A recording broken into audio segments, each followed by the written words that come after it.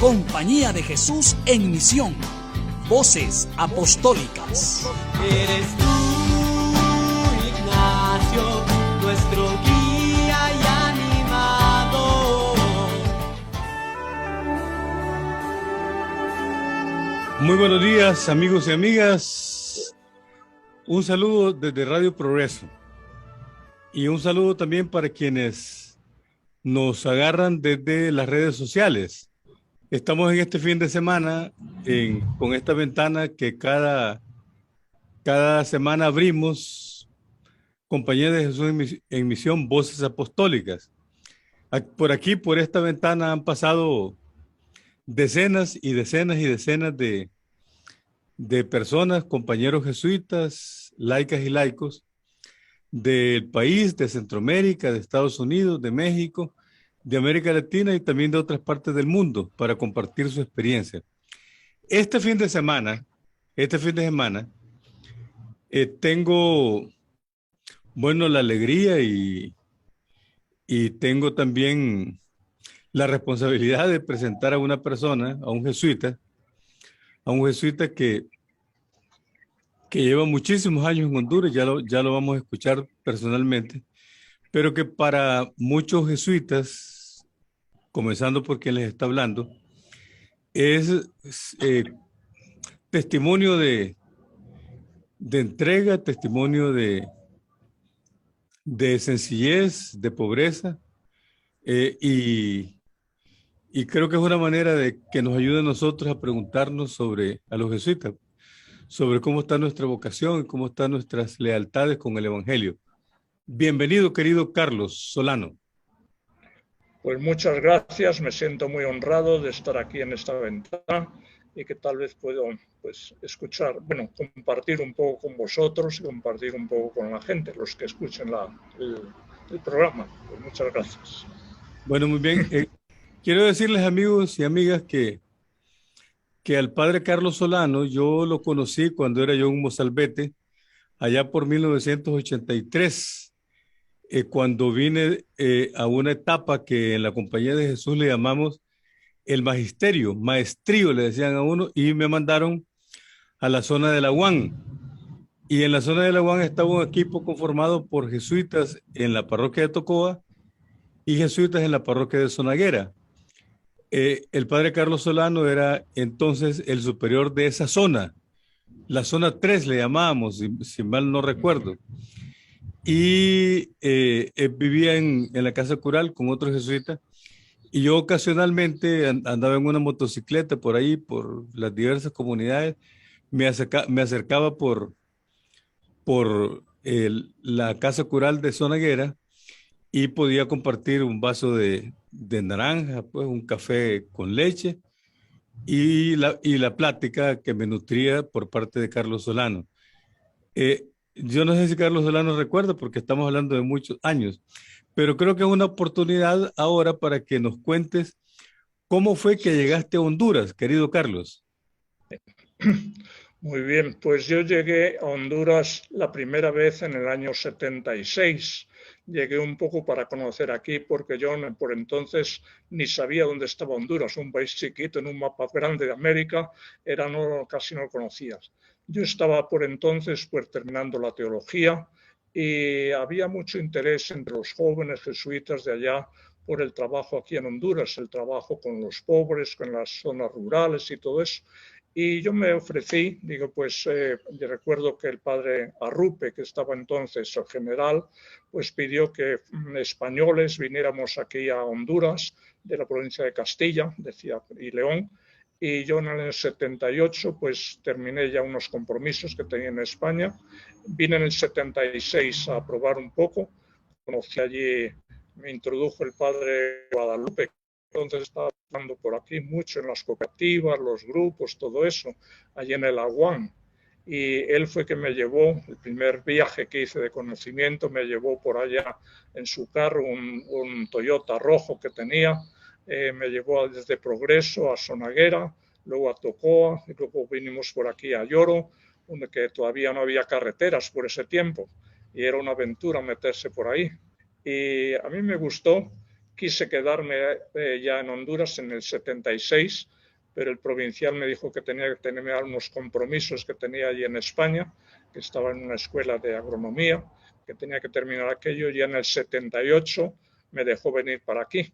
En principio venía por unos 2 años, una cosa así, un tiempo del 78 hasta el 80, pero ya que ya me quedé aquí, luego vi que aquí podía servir y ya comencé ahí en Sonaguera en el año 78 a quedarme. Al principio estuve con el padre Chicho, que estaba por allá, pero se enfermó de los ojos por entonces y me quedé yo solo allí. Pero tengo muy buenos recuerdos de que en Tocoa estaban Sariego y Fernando Bandeira. Entonces nos entendíamos muy bien. Era una aventura ir de un lado a otro porque los puentes se habían roto por el Mitch, que estaba, el FIFI, que todavía estaban. Eso, yo atendía la parte de los campos bananeros de Sonaguera, bueno, toda la parroquia de Sonaguera, y en Tocoa estaba toda la cuestión de la reforma agraria con las cooperativas y todo esto.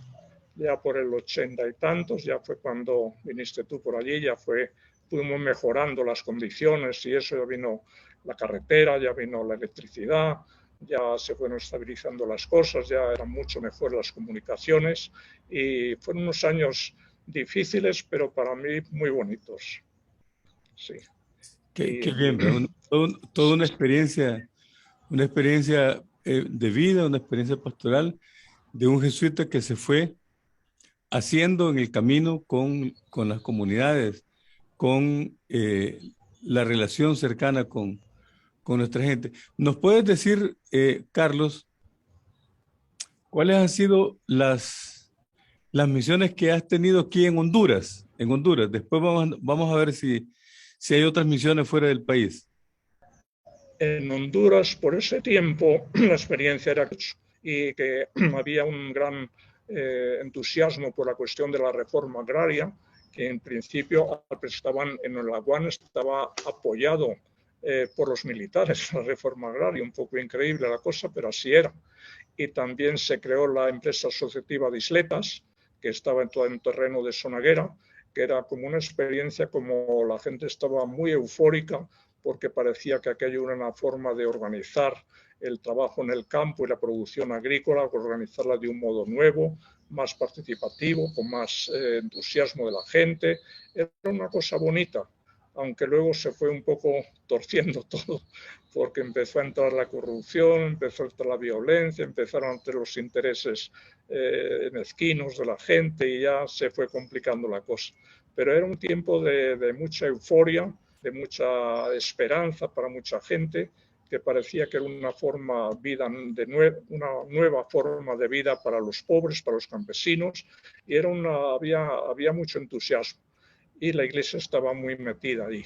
Yo estaba allí. Yo recuerdo de que cuando llegué a Sonaguera tenía mucho prestigio el trabajo de Rutilio Grande allí en Aguilares y las comunidades que había allí en Aguilares. Intentamos aprender de aquello, aunque las circunstancias eran muy, muy diferentes. El Salvador es muy diferente de Honduras, pero siempre había cosas que aprender y fue un tiempo bonito, un tiempo duro, de unas condiciones físicas bastante difíciles, muy malas comunicaciones y un tiempo bonito fue. Muy bien. Sí. ¿Y estuviste en Sonaguera hasta qué año?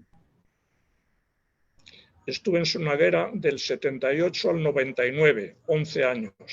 11 años. Entonces me tocó toda la evolución de Isletas, la empresa asociativa de Isletas, que había comenzado por el 76, 74 me parece, 76, y que al principio con mucho entusiasmo, mucha euforia, y luego se fue torciendo, se fue complicando mucho la cosa, y cuando yo me marché ya en el 89, ya las cosas estaban muy turbias. Seguía vivo, pero había mucha violencia, el entusiasmo inicial se había perdido, el entusiasmo que había al principio ya no existía, había intereses muy, muy mezquinos y había puesto bastante violencia y asesinatos y así, era un tiempo difícil después.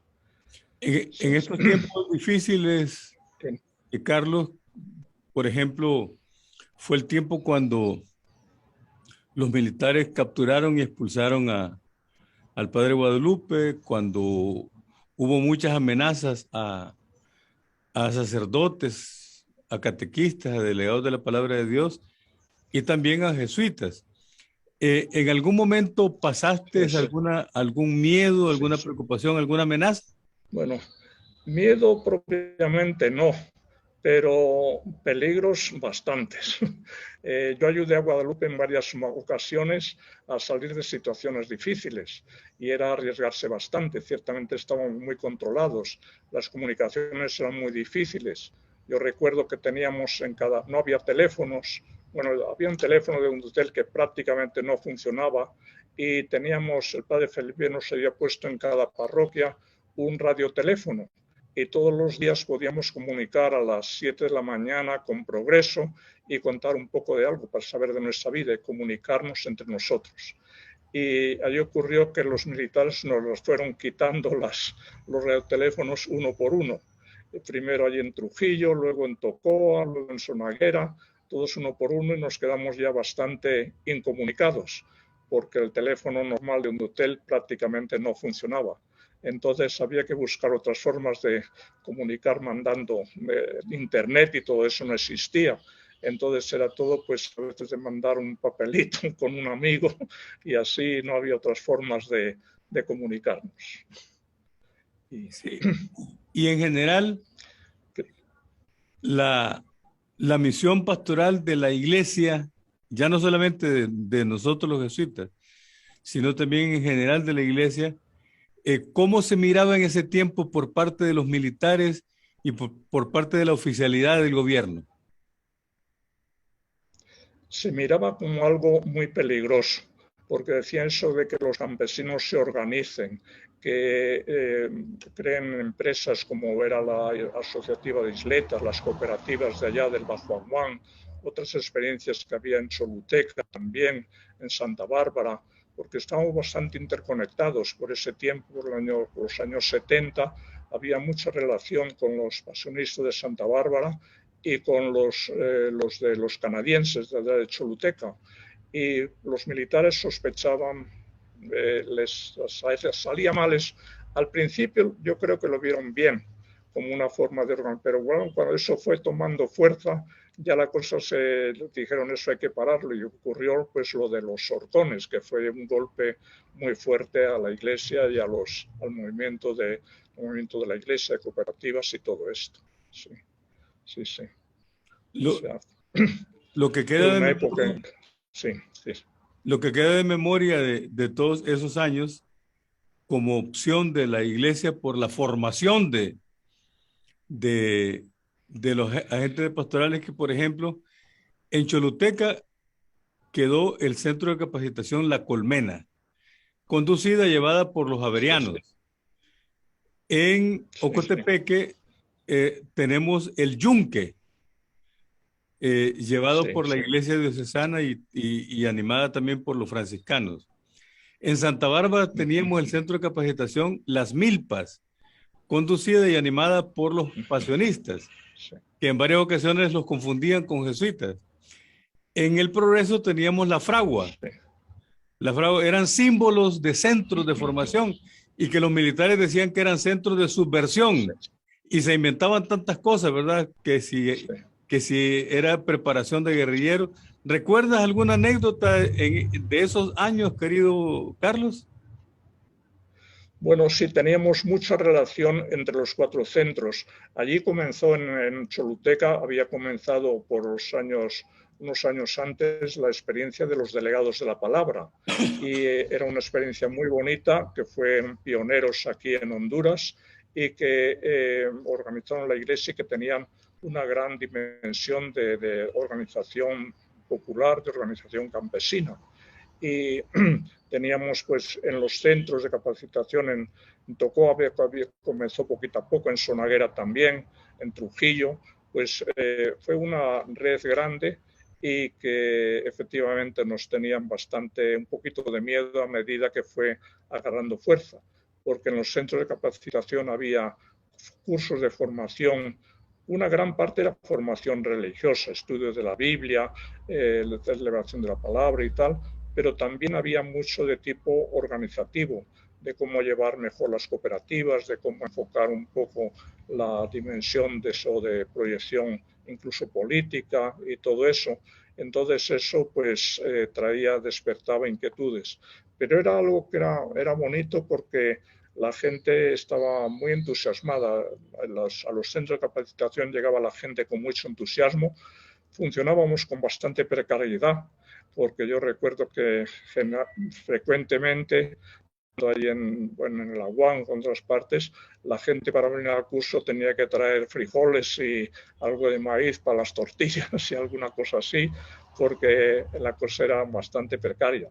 No teníamos luz eléctrica, a veces teníamos ahí una plantita pequeña y a veces no funcionaba porque había siempre problemas, pero era eso, había mucha pobreza, mucha precariedad, pero mucho entusiasmo y muy buen espíritu, eso ciertamente sí. Así era. El deseo y la constancia de delegados de la palabra de Dios, de catequistas, de procuradores jurídicos, de procuradores de salud, era impresionante, era inmensa. No quiero dejar de lado, Carlos, el Centro de Capacitación de Santa Clara, en Juticalpa Olancho, que fue justamente donde ocurrió la masacre de los Horcones que mencionaste en el 25 de junio de 1975. ¿Recuerdas, verdad? Sí, recuerdo. Yo había venido en el 74 a conocer Honduras. Volví a España y en el 78 ya vine para quedarme. Y había ocurrido justo aquella cuestión, estaba toda la investigación de quién había sido, cómo había sido, y a partir de ahí, de aquella masacre, por parte de la Iglesia hubo un poco de miedo a la represión que podía venir, porque se temía que aquello tomara más fuerza, tal, y entonces se cortó un poco todo el entusiasmo que había en la cuestión de la proyección social de la fe y la cuestión organizativa y todo esto, que había siempre ciertamente mucha gente muy entusiasmada, pero también empezaba a haber gente que lo miraba eso como un modo de prosperar y también de conseguir poder e influencia entre la gente campesina.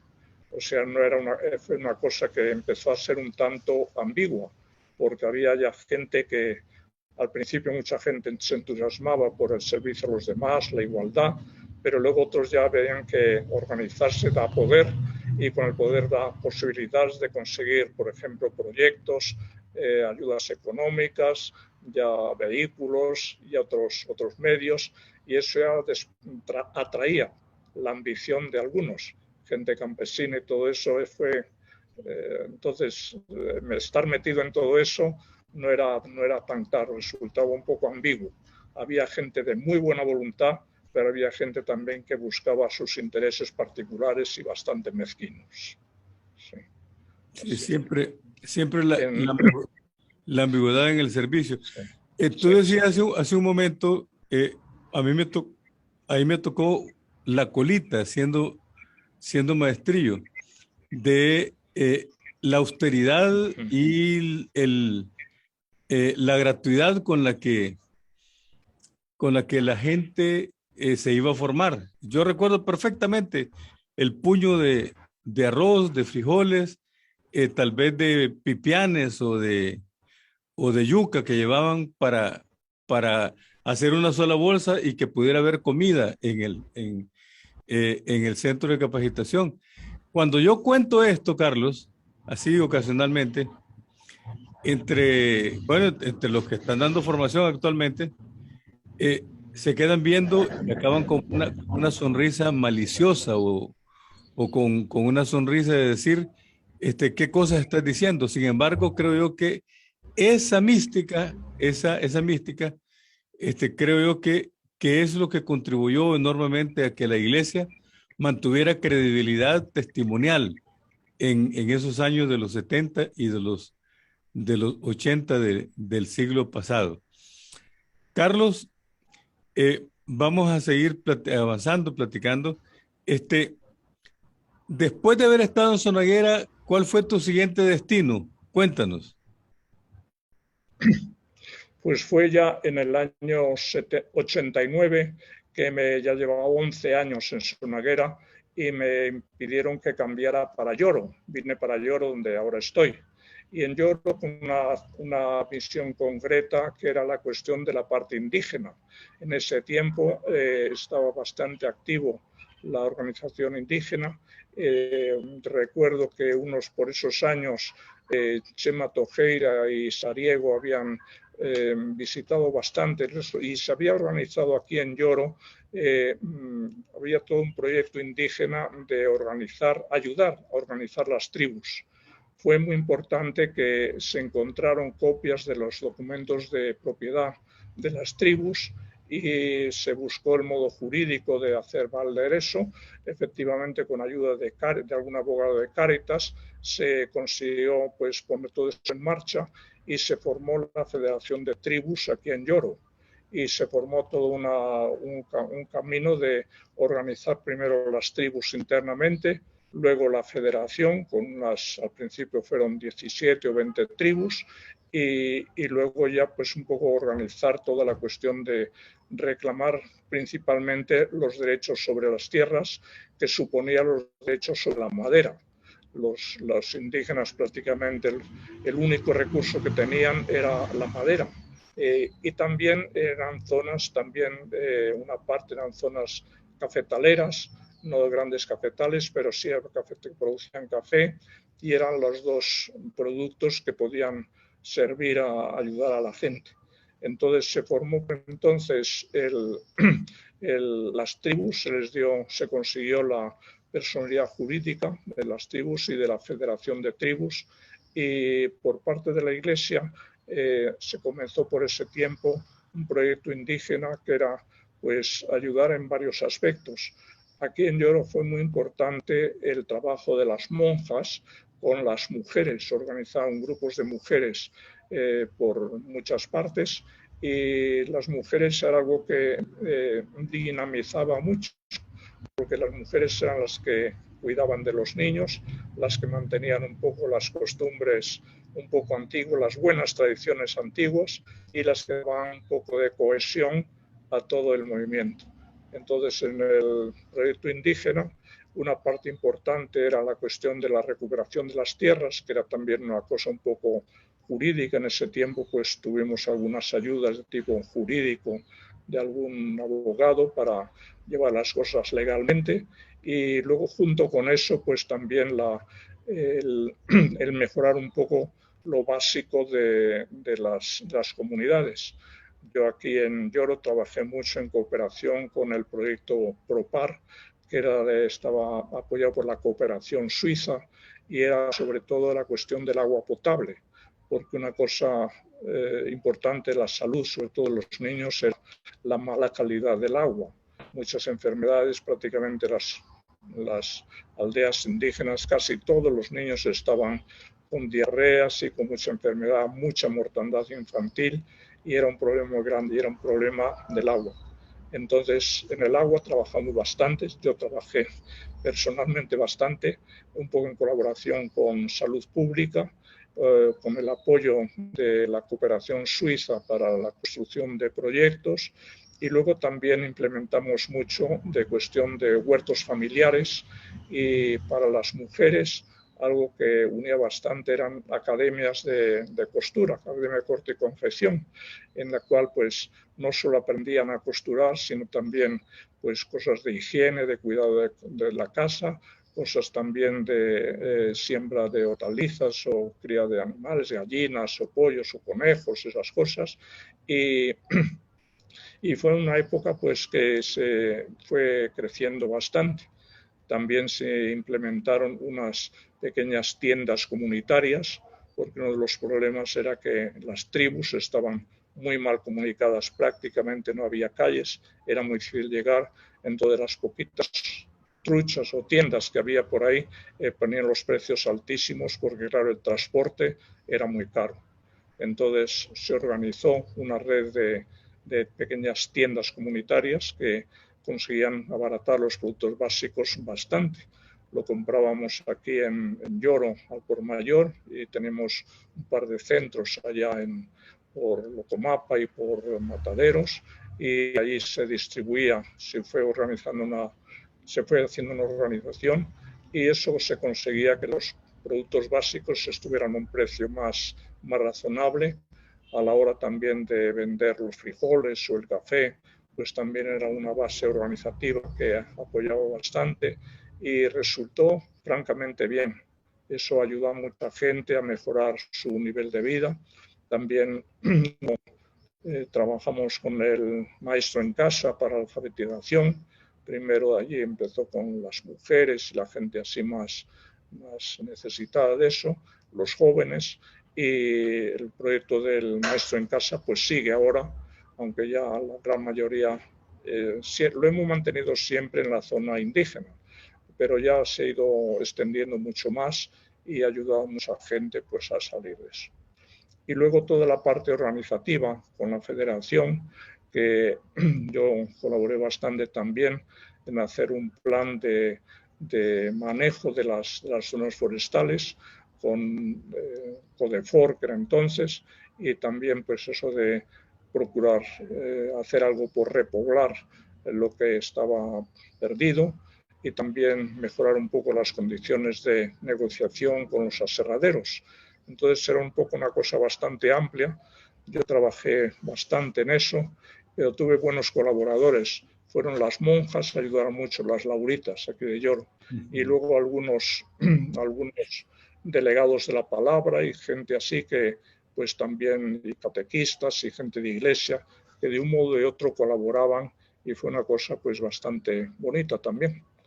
Yo estuve en eso pues 10 años, y una parte importante de aquello fue por los años 95, 96, pues se hicieron unas peregrinaciones a Tegucigalpa, una peregrinación de todos los indígenas de Honduras. Para la primera peregrinación fue allá en el año 95, no recuerdo bien, que más bien era la iniciativa partía de los lencas y los chortíes de allá de Ocotepeque y de la Empira, y era un poco pues tenía mucho de dimensión ecológica, porque era un poco defender los bosques de la depredación de los aserraderos. Y yo recuerdo en aquella peregrinación el punto más fuerte y más difícil que resultó fue el que se pedía toda la organización de los indígenas, que se pedía que hubiera una veda forestal en los departamentos de allá de la Empira, de Ocotepeque y de Intibucá, me parece. Sí, Intibucá. Y por aquí los de Lloro, pues también tuvimos relación con ellos y nos asociamos también, nos juntamos a eso. Y se hizo una peregrinación que fue muy llamativa, desde allá, desde Intibucá y Lempira hasta Tegucigalpa, y los de aquí, de Lloro, nos juntamos en Comayagua, y desde allí fuimos parte caminando, parte en camiones, pero fue una peregrinación que duró pues 10 días, casi era anecdótico, porque yo pensaba que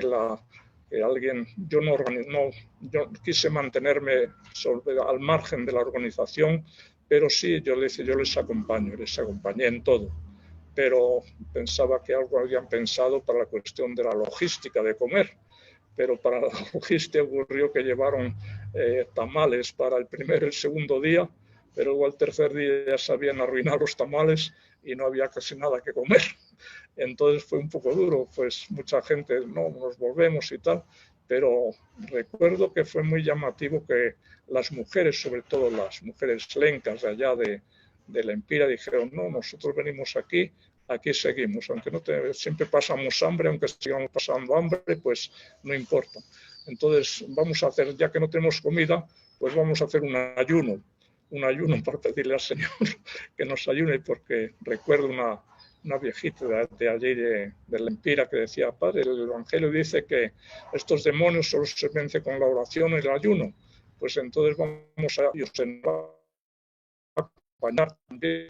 Pues por supuesto que sí. Y estuvimos como 4 o 5 días en que solo tuvimos y no muy buena, sino de las llaves ahí.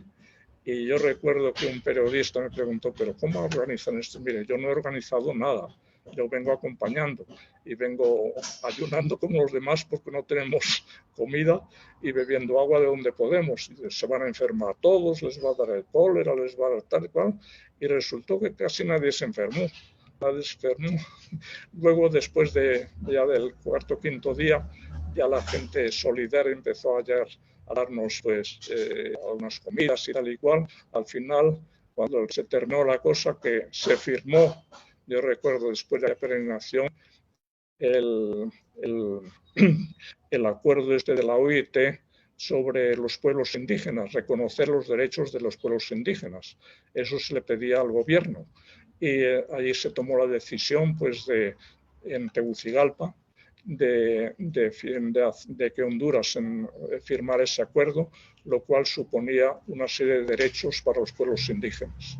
O sea, fue una peregrinación, duró 10 días y al final pues lo pasamos muy mal porque dormíamos en la calle o en la carretera o donde fuera, y no había, de la cuestión logística, no había comida, el agua escasea, pero 5 días sin poder bañar ni poder lavar, y justo el agua para tomar y nada más. Y no mucha y no muy limpia. Pero bueno, ahí pasamos.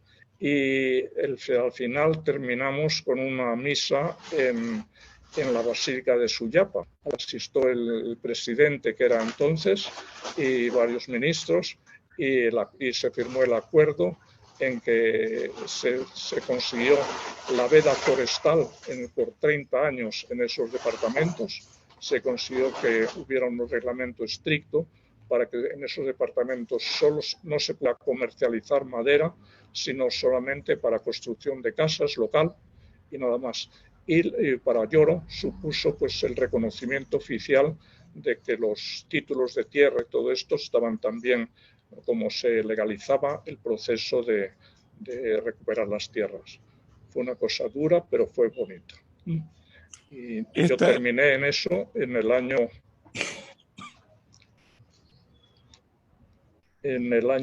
2000, que cuando vino el Mitch, el Mitch, y el Mitch me agarró aquí en Lloro, fue en el año 99, el provincial me había invitado que fuera a Panamá, a la parte indígena también allí de San Félix, y le dije que si era necesario pues me iba para allá, y me fui, me retrasé medio año la ida precisamente por el huracán, porque me quedé aquí ayudando hasta que se organizó un poco la cosa. Luego ya me sucedió el padre Alfredo Flores aquí y yo me fui para allá. Ya cambió por la cosa porque yo estuve casi 5 años con los indígenas también de allá de los Nobes de Chiriquí y todo eso. Así. Bueno, la verdad que esta historia es la que a nosotros nos toca conocer. ¿Cuánto desearía yo, Carlos Solano, que mucha gente que no conoce esta historia y que creen que son los protagonistas perpetuos de esto, conocieran esto para que agarraran un poquito de humildad, ¿no? De una persona como tú, que sin protagonismo, sin aparecer en los periódicos, todo, pero ha sabido estar presente, cercano, inserto en las luchas. Inserto en las luchas de los pueblos indígenas. Lastimosamente el tiempo se nos ha vencido, querido Carlos. Penosamente se nos ha ido el tiempo. Pero yo quedo con la deuda de seguir en un futuro, porque yo creo que recoger tu testimonio, tu historia, a todo mundo nos ayuda para que podamos recuperar la memoria y para que esa memoria la podamos vivir entregándola sin protagonismos y con testimonio de vida.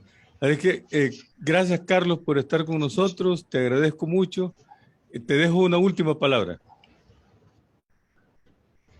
Bueno, agradecer mucho a que todo lo que yo pude hacer fue con la colaboración de mucha gente. Es decir, yo no fui protagonista y me alegró mucho y me ayudó mucho espiritual y humanamente ver que hay mucha gente entregada, servicial, que hay mucho que agradecer a Dios y también saber que situaciones difíciles que pasamos muchos son también una gracia de Dios para crecer, para inventar nuevas cosas y todo eso.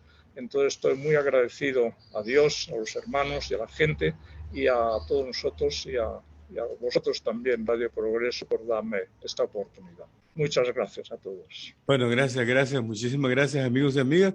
Ha sido la presencia entre nosotros y la voz del padre Carlos Solano, que forma parte del equipo de la parroquia Santiago de Lloro y al que hemos escuchado sobre su testimonio de vida, especialmente en el mundo indígena.